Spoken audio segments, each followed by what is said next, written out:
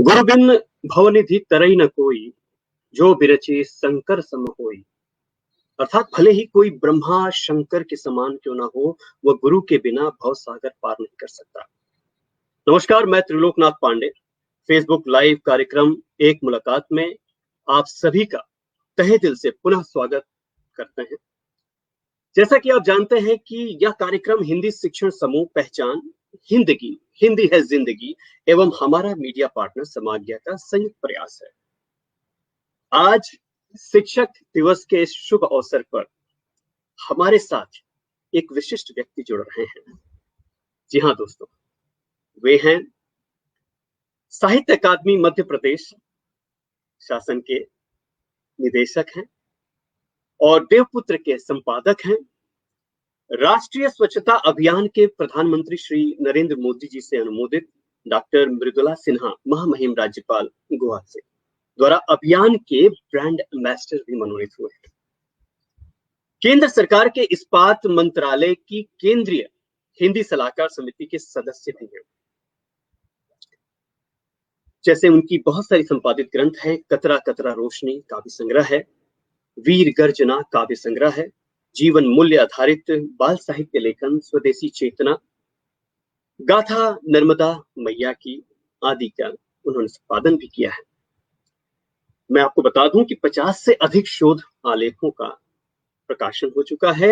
Learn by fun की कक्षा 6, 7 और 8 की हिंदी पाठ्य पुस्तकों में 2-2 रचनाएं सम्मिलित हैं। जी हाँ दोस्तों, हमारे बीच में है डॉक्टर विकास दवे जी। वे हिंदी साहित्य में स्नातकोत्तर हैं, एमफिल हिंदी साहित्य में किया है उन्होंने और पीएचडी बाल पत्रकारिता में। अब मैं विलंब नहीं करूंगा, मैं सीधे पुकारना चाहूंगा डॉक्टर विकास दवे जी को मंच पर। सर, आपका स्वागत है।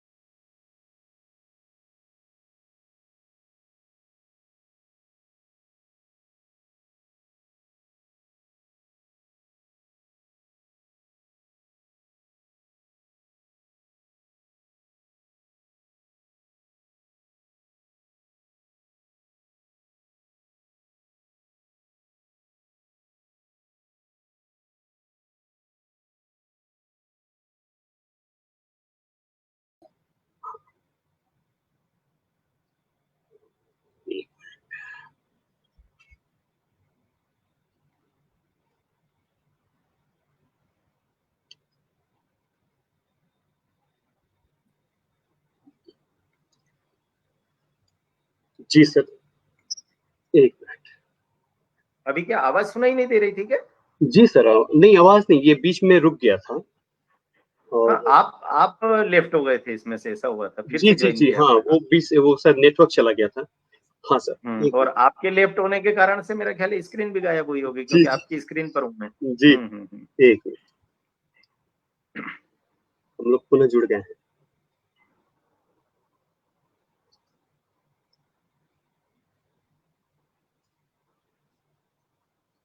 स्वागत सर, पुनः स्वागत करना चाहूंगा सर का। क्योंकि ये बीच बीच में तकनीकी कारणों की वजह से और नेटवर्क की असुविधा की वजह से हम लोग कट जा रहे हैं। मैं पुनः आमंत्रित करना चाहूंगा सर को। सर स्वागत है। और मैं तहे दिल से मैं क्या कहेंगे, नेटवर्क की वजह से थोड़ी असुविधा हो जा रही है सर। आपको मैं खुद जी सर, ये मंच आपका है। आइए सर, स्वागत सर नहीं, आपका। बिल्कुल बिल्कुल। धन्यवाद त्रिलोकनाथ पांडे जी। मित्रों, आज हम सब लोग एक बहुत ही समाज के सबसे महत्वपूर्ण कारक की चर्चा करने के लिए इस मंच पर एकत्र हैं। मंच हिंदी का है, शिक्षक का है, और इसी हिंदी शिक्षकों के, हिंदी विद्यार्थियों के इस समृद्ध पटल पर हमें बातचीत करना है शिक्षक के दायित्व की, शिक्षक की भूमिका की, और समाज में शिक्षक को जो स्थान प्राप्त है उसके साथ वास्तव में न्याय हो पा रहा है नहीं, इस विषय पर थोड़ी सी चर्चा आज हम सब लोग मिलकर के इस पटल पर करने वाले हैं। मुझे याद आता है कि भारत की गुरु शिष्य परंपरा अत्यंत समृद्ध रही है, और हम सब जानते हैं कि हमारी इस गुरु शिष्य परंपरा के भाव को लेकर के संपूर्ण विश्व प्रेरणा ग्रहण करता है। ऐसे अनेक उदाहरण है, एक उदाहरण मैं आपको अभी बातचीत में दूंगा ही, लेकिन मैं बात प्रारंभ कर रहा हूं कि इस शिक्षक शब्द के उत्स की चर्चा अगर हम करें, आखिरकार शिक्षक शब्द तो बड़ा सहज हिंदी का प्रचलित शब्द है, लेकिन हमारे यहाँ प्राचीन वाङ्मय में, संस्कृत वाङ्मय के काल से इसके लिए प्रयुक्त शब्द था आचार्य। और आचार्य की जो संस्कृत में परिभाषा दी जाती थी वो ऐसी होती थी कि जो अपने आचरण से शिक्षा देता है, जो अपने आचरण से सिखाता है, वह आचार्य होता है। दुर्भाग्य देखिए कि आचार्य शिक्षक हो गया, शिक्षक टीचर हो गया, और टीचर केवल TEACHER अंग्रेजी का टीचर होता तब भी पर्याप्त होता, लेकिन इस समाज ने सहास्य मजाक बनाते हुए यह तक कहना प्रारंभ कर दिया कि जो विद्यालय में जाता है, टी पीता है और चरता है, उसे टीचर कहते हैं। मुझे लगता है कि भारत का इससे बड़ा कोई दुर्भाग्य नहीं हो सकता कि टीचर की यह परिभाषा यहां दी जाती है।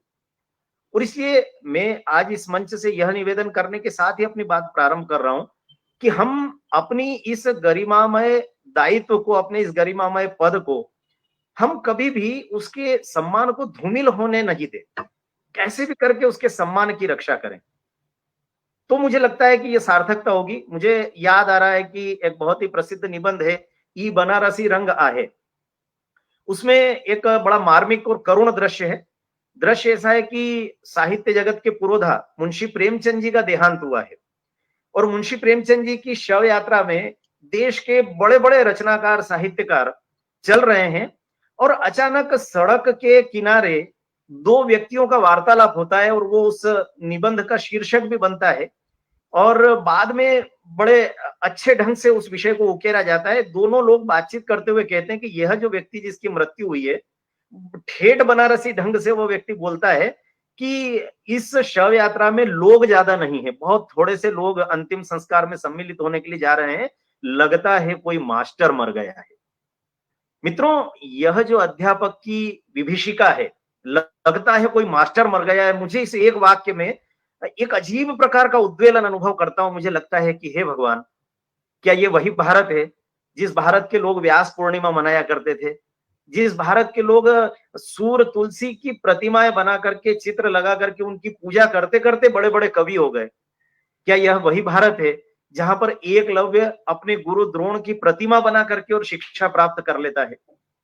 इस भारत में लगता है कोई मास्टर मर गया है, क्योंकि उसके अंतिम संस्कार में बहुत गिने चुने लोग सम्मिलित हैं।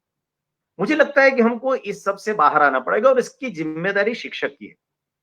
मित्रों, मैं अधिकांशतः जब शिक्षकों के प्रशिक्षण में जाता हूं तो मैं शिक्षकों से पूछता हूं, आप किसके शिक्षक हैं?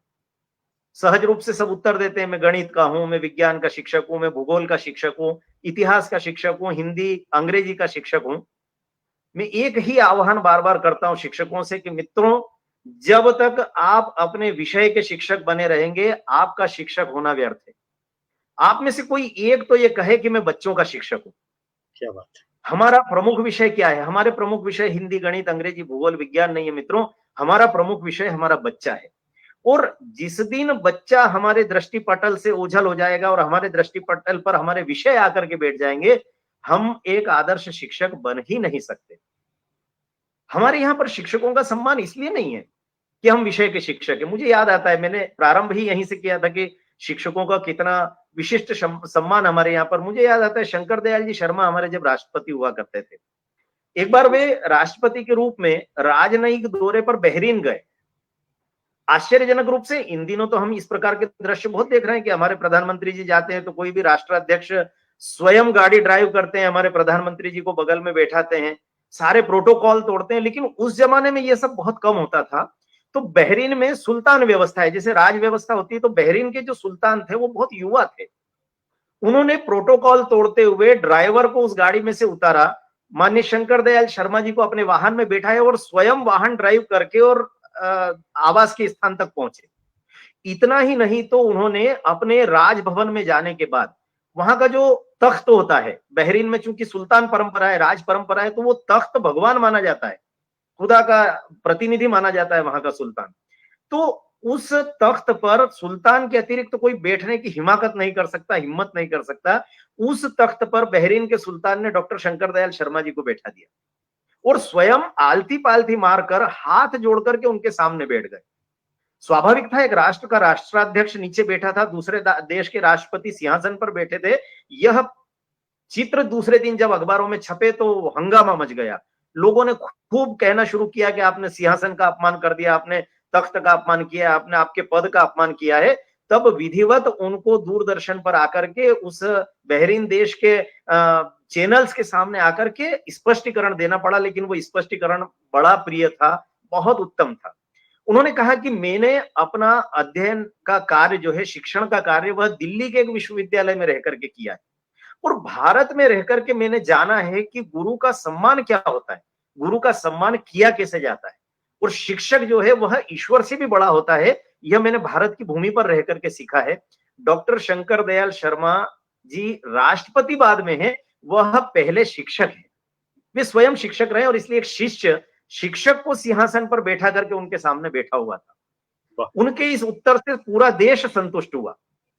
मित्रों, यह परंपरा, यह जो सब सीखने का काम है, पूरी दुनिया हमसे कर रही है, लेकिन हम क्या कर रहे हैं? हमने आचार्य को शिक्षक बनाया और शिक्षक को मास्टर बना दिया, मास्टर को टीचर बना दिया। यह जो दयनीय प्रकार का विशेषण बना करके हमने इस वृत्ति को रख दिया है, मुझे लगता है कि अत्यंत दुर्भाग्यशाली है। अब मैं एक बहुत ही मौलिक प्रश्न कर रहा हूं और आप सबसे करबद्ध प्रार्थना कर रहा हूं कि मेरे इस मौलिक प्रश्न का उत्तर देते समय कृपा करके कोई भी किसी प्रकार का पूर्वाग्रह मेरे प्रति मत रखिए। मेरा किसी के प्रति सम्मान, अपमान, किसी के प्रति किसी प्रकार का कोई आग्रह, दुराग्रह नहीं है। मैं केवल एक प्रश्न कर रहा हूं संपूर्ण शिक्षक समाज से। आप मुझे बताइए, शिक्षक दिवस हम सब लोग मनाते हैं, ये क्यों मनाते हैं? हम में से प्रत्येक व्यक्ति कहेगा भाई हमारे डॉक्टर सर्वपल्ली राधाकृष्णन जी को यह दिवस समर्पित किया गया है। ठीक बात है, होना ही चाहिए। क्यों किया गया है? इसलिए किया गया है क्योंकि डॉक्टर सर्वपल्ली राधाकृष्णन जी वो महान व्यक्तित्व हैं जिन्होंने शिक्षकीय दायित्व का निर्वाह जीवन भर किया और शिक्षक के दायित्व का निर्वाह करते करते वे इस देश के सर्वोच्च पद को स्वीकारते हैं और अंततः इस राष्ट्र के राष्ट्राध्यक्ष के रूप में हमको दिखाई देते हैं। एक शिक्षक की इतनी उन्नति देख करके हम सब शिक्षकों का मन प्रसन्न है। हमारे देश ने इसे शिक्षक दिवस बना दिया। मैं आपसे केवल जो मौलिक प्रश्न कर रहा हूं, ये कर रहा हूं, हम सब शिक्षक, मैं भी शिक्षक हूं, इस नाते मैं अपने से भी प्रश्न करता हूं, आप सबसे प्रश्न करता हूं, मुझे आप बताइए, दुनिया का कोई शिक्षक है क्या जिसे यह कहा जाए कि आप शिक्षकीय दायित्व से मुक्त होकर के राष्ट्रपति बन जाइए, प्रधानमंत्री बन जाइए, तो वो मना कर देगा क्या? यह काम तो बड़ा आसान है मित्रों। फिर ऐसे शिक्षकीय दायित्व को छोड़ करके राष्ट्राध्यक्ष बनने वालों को हमने आदर्श क्यों बनाया? शिक्षकों का आदर्श कौन हो सकता है? शिक्षक दिवस, मैं नहीं कहता कि इसमें कोई परिवर्तन होना चाहिए, लेकिन ये मेरे मन की पीड़ा है, ये मेरा व्यक्तिगत विचार है कि क्यों हम देखते हैं कि एपीजे अब्दुल कलाम साहब स्वयं शिक्षक थे। अंतिम रूप से उन्होंने जब अंतिम सांस ली तो वो लेक्चर देते देते एक विश्वविद्यालय के विद्यार्थियों को संबोधित करते हुए, अर्थात पढ़ाते पढ़ाते उन्होंने जीवन त्यागा था। लेकिन क्या वो शिक्षक के बाद राष्ट्रपति बने तो क्या एपीजे अब्दुल कलाम साहब के नाम पर हम फिर से कोई टीचर्स डे मनाने लगे क्या? उनसे श्रेष्ठ कोई शिक्षक हमको दिखाई देता है क्या? अथवा क्या अमेरिका, बिल क्लिंटन चूंकि शिक्षक थे, प्रोफेसर थे और राष्ट्रपति बने तो उनके नाम पर शिक्षक दिवस मनाने लगे क्या? मुझे लगता है कि ये ठीक नहीं है। तो इसमें हमारा आदर्श कौन हो सकता है? तो आदर्श के लिए आपको याद करना पड़ेगा वह प्रख्यात कथन जिसमें कहा गया था कि शिक्षक साधारण नहीं होता राजन, प्रलय और निर्माण उसकी गोद में खेलते हैं। जी बिल्कुल। ये कहने वाला कौन था? वह व्यक्ति था जिसने अपनी शिखा खोल करके कहा था, चुनौती दी थी कि राज सिंहासन पर योग्य व्यक्ति बैठे, इसके लिए शिक्षक जिस दिन अपनी शिखा खोल लेगा उस दिन राज सिंहासन भी थरथराने लगेंगे।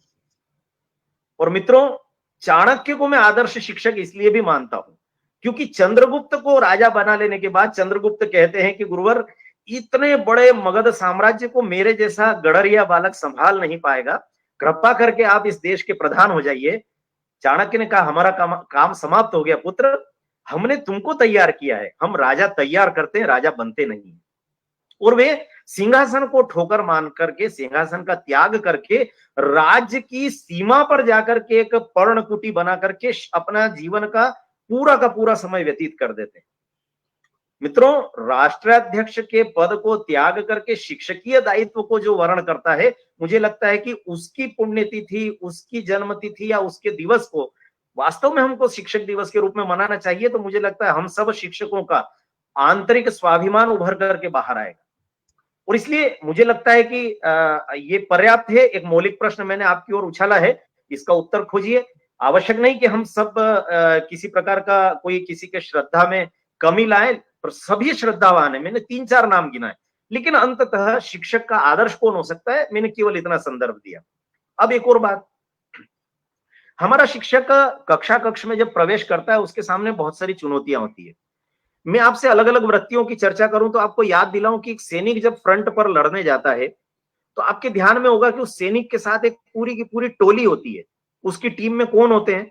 तो उस सैनिक के पीछे खड़े होते हैं हथियार लाने वाले लोग, गोला बारूद लाने वाले लोग, कारतूस की गोलियां रखने वाले लोग, इतना ही नहीं तो भोजन बनाने वाले खानसामा, कपड़ा धोने वाला धोबी।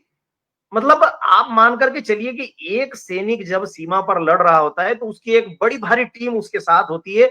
वह सब भी सैनिक होते हैं, लेकिन यह जो फ्रंट पर लड़ने वाला सैनिक है उसका आत्मविश्वास इसलिए प्रबल होता है क्योंकि उसको पता है कि मुझे केवल शत्रु से लड़ना है। अब दूसरा दृश्य आपको दिखाता हूं। एक डॉक्टर सर्जन होता है, वो ऑपरेशन करता है। ऑपरेशन थिएटर कितना संवेदनशील स्थान होता है, एक मनुष्य के जीवन मृत्यु का प्रश्न होता है।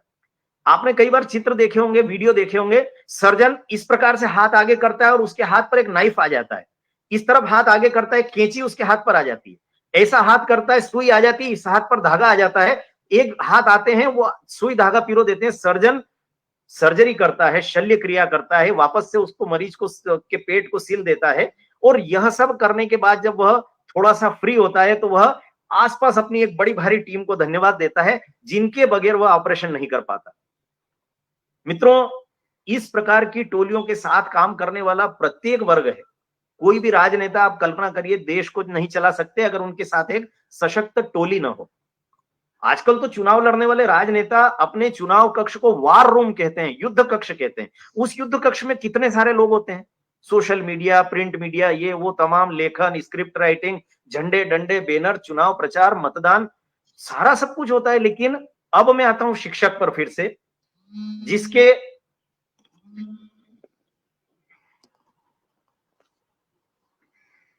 जिसके हाथों में, जिस शिक्षक के हाथों में हमने अपने भावी पीढ़ी को सौंपा है, उस शिक्षक के पास कोई टोली होती है क्या?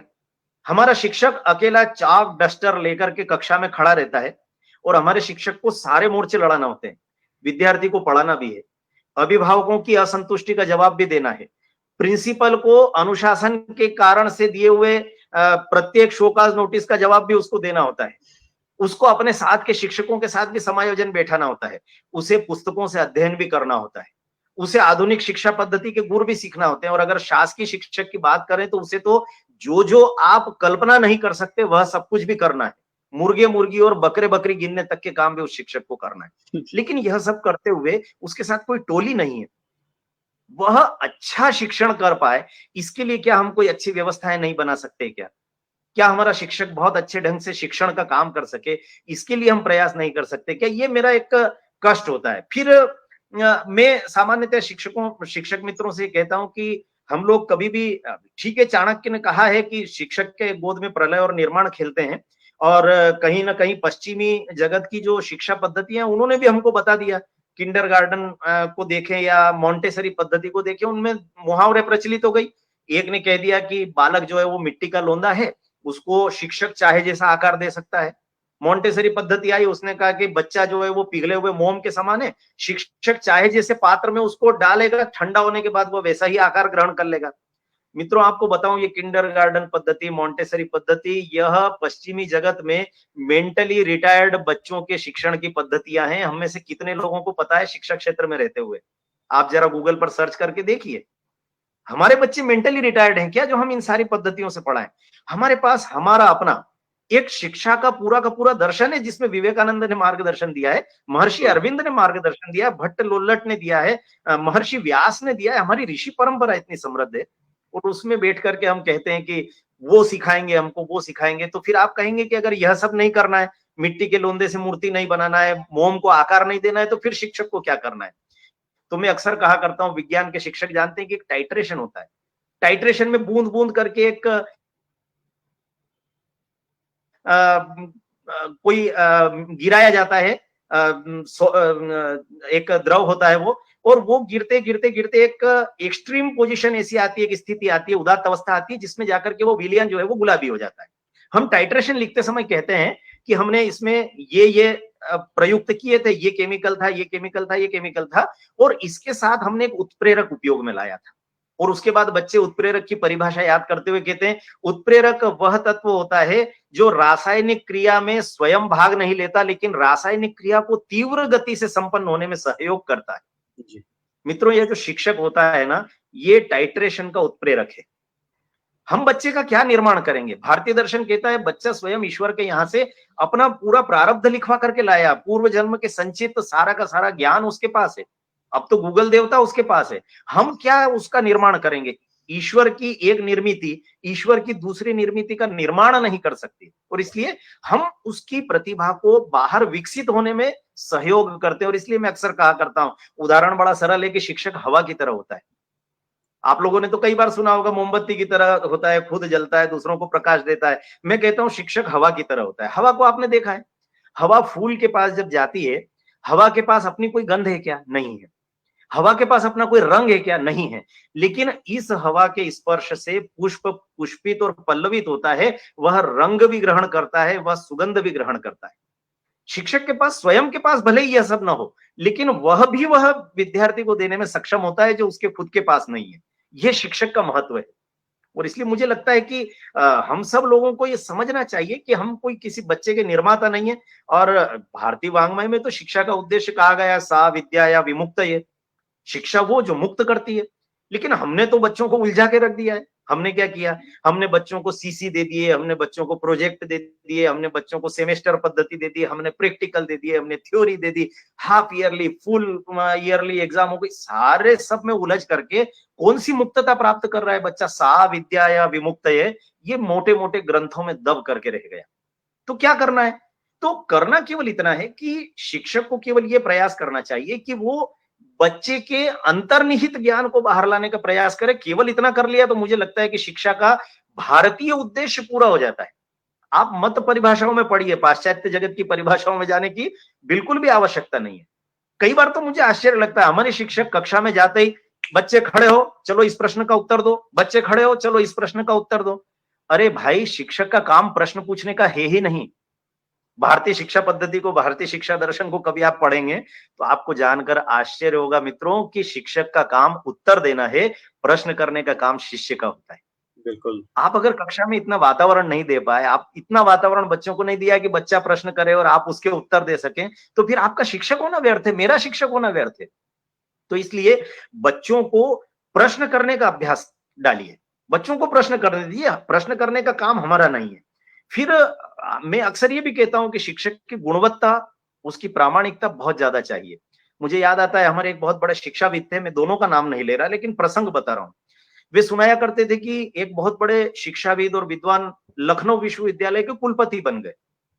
कुलपति बनने के बाद वो जब भी संभाषण करते थे तो संभाषण में लखनऊ को नखलऊ बोला करते थे। उनके जो दूसरे विद्वान शिक्षाविद थे, मित्र थे, उन्होंने कहा कि भाई, लोग आपसे बड़ी अपेक्षा रखते हैं, आप इतने विद्वत पुरुष हैं, आप अगर लखनऊ को नखलऊ बोलेंगे तो कैसे काम चलेगा, लोग मजाक बनाएंगे।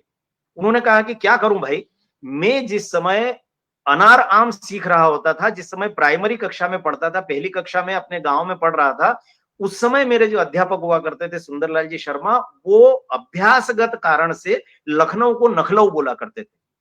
और मैं आज सारी डिग्रियां प्राप्त कर ली, मैंने एमफिल, पीएचडी, डीलिट सब कुछ हो गया, कुलपति बन गया विश्वविद्यालय का, लेकिन आज भी मैं लखनऊ को नखलऊ ही बोल पाता हूं, अंतस से मेरे नखलऊ निकलता है।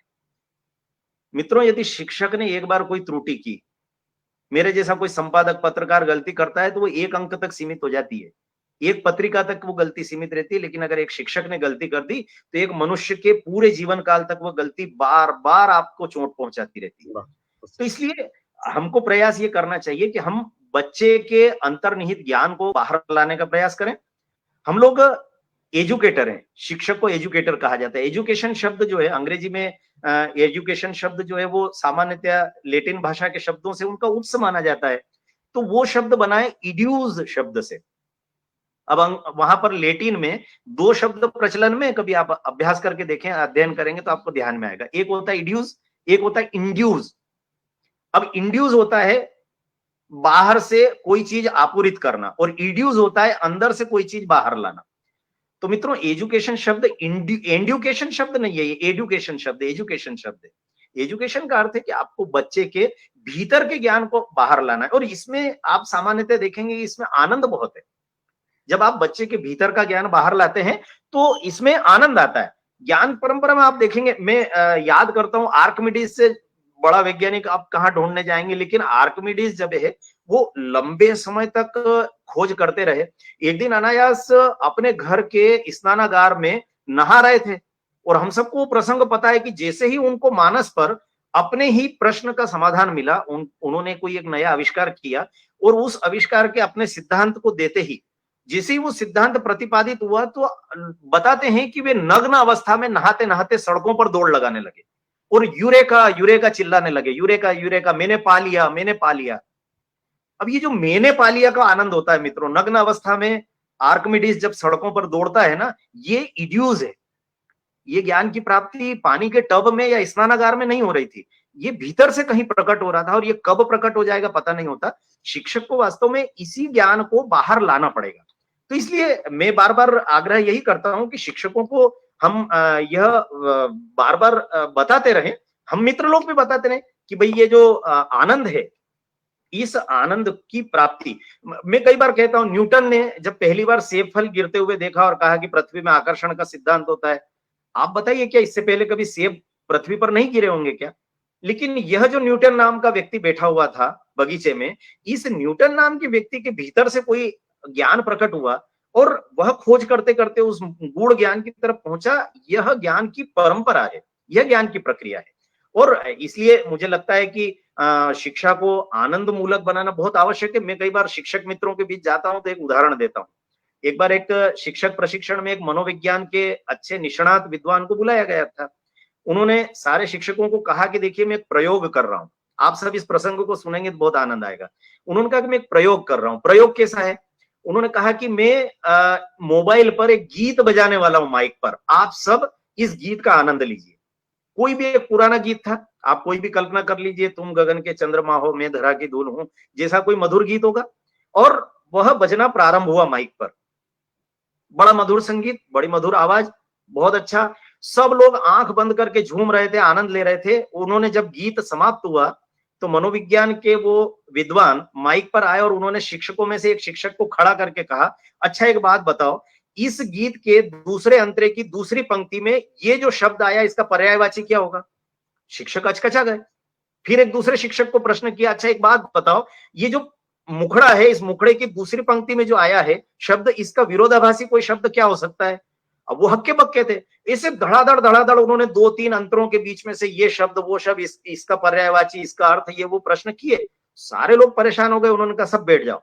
फिर उन्होंने कहा देखो, ये वाला गीत मैं एक बार फिर से माइक पर बजा रहा हूं, बहुत ध्यान से सुनना, इसके प्रत्येक शब्द को, इसके प्रत्येक अक्षर को ध्यान से सुनना, पंक्तियों का क्रम ध्यान रखना।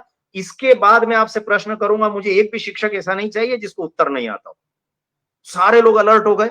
गीत फिर से बजा, पूरा गीत बजा, सब लोगों ने अलर्ट होकर के सुना। सुनते सुनते हर एक शब्द पर ध्यान दे रहे थे। उसका पर्यायवाची, उसका विलोम, उसका ये अर्थ, वो अर्थ, मुहावरे, लोकोक्तियां, सब कुछ याद करते जा रहे थे। आज सर जो प्रश्न करेंगे उसका जवाब देंगे। उन्होंने मोबाइल को स्विच ऑफ किया और सारे शिक्षकों से एक ही प्रश्न किया, आनंद आया क्या? मित्रों, शिक्षकों को केवल यही ध्यान में रखना है कि अगर आप विषय के शिक्षक हो गए, आपने अगर पाठ को इस ढंग से पढ़ाना शुरू कर दिया कि मैं जो प्रश्न करूंगा उसके उत्तर आपको देना है, तो मित्रों इस पूरी शिक्षा पद्धति से आनंद गायब हो जाएगा। और इस आनंद मूलक शिक्षा पद्धति के अभाव में हमारे बच्चे फिर मेकाले के सपने पूरे करेंगे, काले बाबू तैयार होते रहेंगे, अंग्रेजी अवधारणाओं की स्थापना करते रहेंगे, परस्पर द्वेष भाव रखते रहेंगे, जातिगत भेद पैदा होंगे, धर्मगत भेद पैदा होंगे और तमाम सारी बुराइयां समाज में आती रहेगी। तो इन सब का अगर कोई उपचार है तो मुझे लगता है कि इतना ही है। और अंतिम रूप से केवल एक बात कुछ सांख्यिकी के आधार पर आपको कहना चाहता हूं और इसके साथ मैं अपनी बात भी समाप्त करूंगा, क्योंकि थोड़ा सा तकनीकी समस्या हुई और मैं प्रारंभ करते समय अपना समय नहीं देख पाया और इसलिए त्रिलोकीनाथ जी पांडे मुझे कोस रहे होंगे कि आज इस व्यक्ति ने माइक संभाल लिया और उसके बाद ये व्यक्ति रुकने को तैयार नहीं। नहीं, बिल्कुल नहीं सर, बिल्कुल नहीं सर, ये हमारा अंतिम बिंदु पर ये सौभाग्य है हमारा। नहीं, धन्यवाद है आपका, ये आपका बड़प्पन है कि समय सीमा पार होने के बाद भी आप मुझे झेल रहे हैं। लेकिन शिक्षक बंधुओं को मैं ये कहना चाहता हूं कि हम अपने मन में इस भ्रम को रत्ती भर नहीं पालें कि हम ज्ञान का भंडार है, हमारे पास अथाह ज्ञान है। बच्चा जो है वो कुछ नहीं जानता है। मैं एक उदाहरण अक्सर दिया करता हूँ। हमारे एक वरेण्य शिक्षक थे, वो बताया करते थे कि एमएड की तैयारी की उन्होंने और जैसा शिक्षण की पद्धति सीखने के लिए कुछ क्लासेस होती है, तो वो एमएड के विद्यार्थी के रूप में क्लास लेने के लिए गए। बहुत अच्छी तैयारी करके गए थे और चूंकि उनको विश्व इतिहास पढ़ाना था, तो विश्व में कितने देश हैं ये सारा वो पढ़ करके गए थे। उन्होंने जाते ही बच्चों को एक संख्या बताई कि इस समय दुनिया में इतने देश हैं। सुबह 7:30 बजे कक्षा लग रही है और एक विद्यार्थी खड़ा होता है और कहता है कि सर इतने तो नहीं है, इससे एक ज्यादा है। उन्होंने कहा तुम पागल हो क्या, मैं इतने सारे ग्रंथ पढ़ करके आया हूं, मैं एमएड कर रहा हूं, मैंने कल तक अध्ययन किया है। तो बच्चा धीरे से कहता है जी सर मैंने आज सुबह एक अखबार पढ़ा है और आज सुबह अखबार में था कि अमुक अमुक देश का विभाजन हुआ है आज ही और वो 2 हिस्सों में बढ़ गया, तो दुनिया में एक देश बढ़ गया। मैं अक्सर कहता हूं कि आप बच्चे के ज्ञान को कभी कम करके आकलन मत करिए। और हम आखिरकार अहंकार कौन से ज्ञान का करते हैं?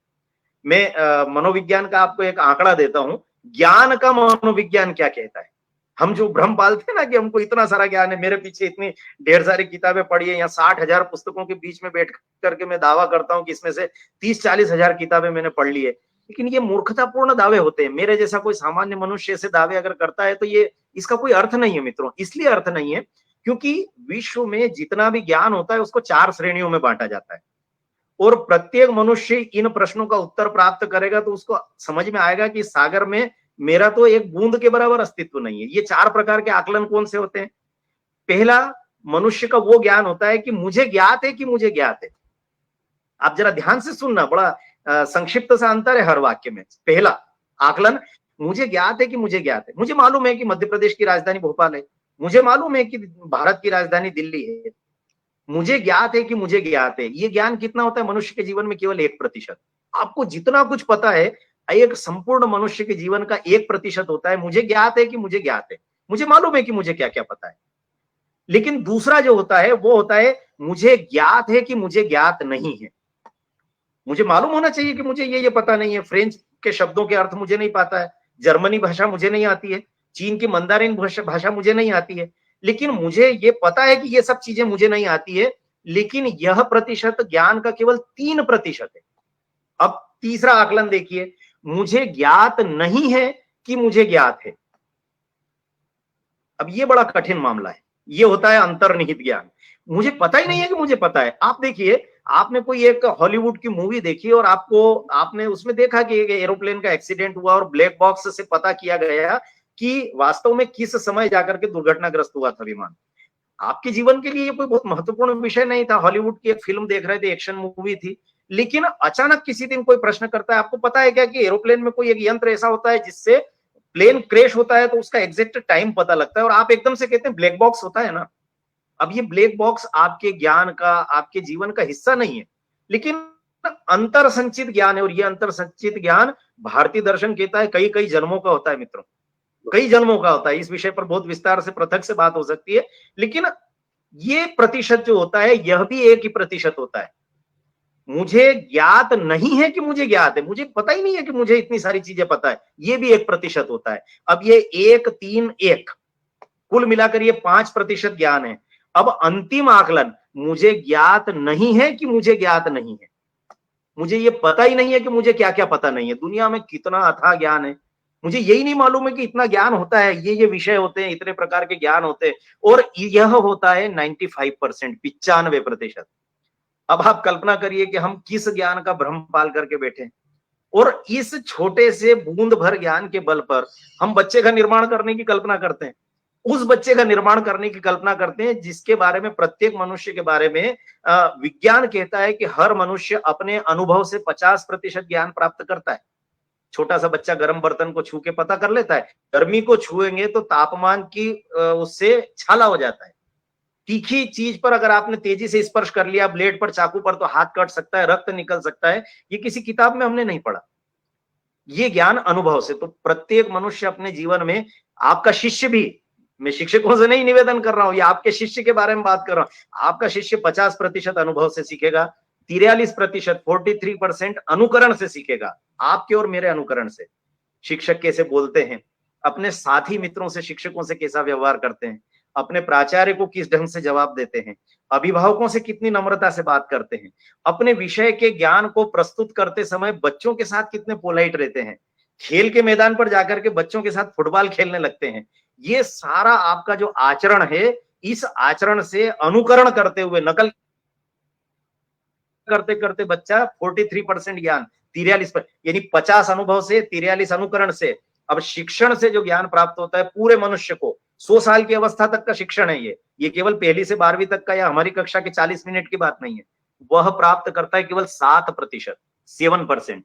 तो मित्रों, हम अपने पूरे जीवन भर के संचित ज्ञान को पूरा भी उड़ेल दें तो आखिरकार आप उस बच्चे को केवल उस 7% हिस्से का पता नहीं कितना शतांश, सहस्त्रांश दे रहे हैं। आपकी कोई भूमिका ही नहीं है एक मनुष्य के निर्माण में। तो इसलिए मेरा निवेदन केवल इतना है कि हम एक अच्छी संतति तैयार करना चाहते हैं तो प्रयास पूरा ये करिए कि बच्चा हमारे आचरण से सीखे। शिक्षक जो है वह आचार्य होना चाहिए, टीचर, ये जो परिभाषा मजाक में दी जाती है, हम टी पीने के लिए स्कूल नहीं जाते, हम नाश्ता चरने के लिए स्कूल नहीं जाते, हम अपने बच्चों के भविष्य निर्माण के लिए जाते हैं। आज सारे शिक्षक मित्रों को मैं बधाई देता हूं कि दुनिया के सारे प्रोफेशन आप एक तरफ रख दीजिए। कई बार हम मजाक में कहते हैं कि ये डॉक्टर, इंजीनियर, पायलट, ये वो सब तैयार करते रहते हैं, और सच बात भी है। लेकिन हम प्रयास ये करें कि हमारे पढ़ाए हुए विद्यार्थियों में से मेरिट में आने वाले विद्यार्थी कभी किसी अखबार को इंटरव्यू देते हुए ये तो हमेशा ही कहते हैं मेरिट में आने के बाद कि मैं डॉक्टर बनना चाहता हूँ, आईएएस, आईपीएस बनना चाहता हूँ, पायलट बनना चाहता हूँ, विदेश जाकर के आईटी प्रोफेशनल बनना चाहता हूँ। अरे, हमारे पढ़ाए हुए बच्चों में से 1% बच्चे मेरिट में आने के बाद अखबारों को कहे कि मैं शिक्षक बनना चाहता हूँ, क्या बात है। तब जाकर के हमारी परंपरा सार्थक होगी। आज आप सबने ध्यान से सुना, इसके लिए बहुत बहुत धन्यवाद। नमस्कार। बहुत बहुत धन्यवाद सर। विश्वास मानिए, जी करता है आपको सुनते रहें, और मैं चाहूंगा कि आप पुनः हमसे जुड़ें। आज तकनीकी असुविधा की वजह से हम लोग थोड़ी सी असुविधा हुई है, निश्चित तौर पे दर्शकों को भी हुई होगी। और मैं पुनः इस मंच के मार्फत से अपना जो हिंदी शिक्षण मंच है, हिंदगी हिंदगी हिंदगी हिंदी है जिंदगी पहचान, एवं हमारा जो मीडिया पार्टनर समाज्ञा है, उसकी ओर से आपको तहे दिल से शुक्रगुजार हैं हम सभी सर, और धन्यवाद करना चाहेंगे। आपके वचन ने आज के दिन जो है वो शिक्षक का जो स्वरूप जो है, वो भारतीय दर्शन को जो जिस तरह से आपने हमारे सामने रखा, वो हमें पढ़ने की आवश्यकता नहीं है, वो देखकर समझ में आ जाता है सर। और इतनी ही इतने हृदय में उतर गए हैं वो सारी चीजें। और विश्वास मानिए, हम सभी शिक्षक आपके द्वारा जो बताई गई बातें हैं उनका अनुसरण जरूर करेंगे। हमारा ये मंच जो है वो शिक्षकों का मंच है, लेखकों का मंच है। आपसे भी अनुरोध है कि आप भी जुड़ें, और मैं चाहूंगा कि आप बीच बीच में आकर हमारा मार्गदर्शन करते रहें सर। और इन्हीं शब्द जी सर, ये निश्चित तौर से, और ये मतलब हमारा सौभाग्य है। त्रिलोकीनाथ जी, मैं क्षमा याचना के साथ बीच में थोड़ा व्यवधान डाल रहा जी हूँ। सर। मेरे परिचय में बाकी सारी बातें बताए ना बताए, हम्म, मैं मूलतः शिक्षक रहा हूँ जी और सर। मैं आज बाल साहित्य के क्षेत्र में विगत 3 दशक से अगर संपादक के रूप में जितना भी यश प्राप्त कर पाया, वो केवल इसलिए प्राप्त कर पाया हूँ क्योंकि मैं मूलतः शिक्षक हूँ। वाह! बच्चों के मन को पढ़ना मेरा स्वभाव है, जी सर। इसलिए मैं बाल पत्रकारिता में सफल हो पाया हूँ। मेरे परिचय में ये जरूर बताइए कि मैं शिक्षक हूँ। जी, बिल्कुल, बिल्कुल, धन्यवाद। बिल्कुल। आज आप जी, सभी की जो बात हो रही थी, एक शिक्षक की बात शिक्षक से हो रही थी, और वो अपना हृदय पटल खोल रहे थे और हम उन्हें सुन रहे थे। इसके लिए सर को कोटि-कोटि नमन, कोटि-कोटि धन्यवाद सर। और हम चाहेंगे कि आप पुनः आएँ, पुनः जुड़ें और अपनी रचनाओं से भी हमें अवगत कराएँ, क्योंकि हमारा एक यहाँ पर कहानियों का दौर भी चलेगा, कविताओं का दौर भी चलेगा सर। मैं आपसे विनती करना चाहूँगा कि आप ज़रूर आएँ, और समय भी है आज, और इसके लिए पूरा का पूरा मंच आपको नमन करता है सर। मैं त्रिलोकनाथ आपको नमन करता हूँ सर। निश्चित तौर पे बहुत कुछ सीखने को मिला, भारतीय दर्शन को सीखने को मिला, और ये हमने जाना कि हमें काले-गोरे नहीं बनना, हमें सच्चा भारतीय बनना है, हमें चंद्रगुप्त की तरह बनना है, हमें चाणक्य की जो परंपरा है उसे आगे लेकर चलना है। और नई शिक्षा नीति जो है इस पर काफ़ी ज़ोर दे रही है, उससे बहुत आशाएँ हैं हमें। और इतने 34 वर्षों के बाद ये ये सौभाग्य का जो पटल जो है और आकाश जो खुला है हमारे सामने, विश्वास है, उससे हम लोग बहुत आगे जाने वाले हैं, और भारतीय संस्कृति के साथ-साथ भारतीय दर्शन को भी आगे हम लोग लेकर जाएँगे, और भारतीय भाषाओं को भी आकर लेकर जाएँगे सर। पुनः आपको नमन सर, बहुत-बहुत धन्यवाद। धन्यवाद। फिर होगी मुलाकात। यहाँ उपस्थित सभी जी, दर्शकों को मैं पुनः धन्यवाद देना चाहूँगा, और क्षमा चाहूँगा कि तकनीकी कारणों की वजह से थोड़ी-सी असुविधा हुई है, परंतु कहा जाता है ना, सूर्य को सूर्य को बादल कुछ क्षण के लिए रोक सकता है, और विचारों को सिर्फ इधर-उधर ये तकनीकी चीजें जो हैं रोक सकती हैं, परंतु बाध्य होंगी यही तकनीकी चीजें जो पार ले जाएंगी, आप तक पहुंचाने की कोशिश करेंगी। तो हमसे जुड़े रहिए, पुनः आपसे मुलाकात होगी।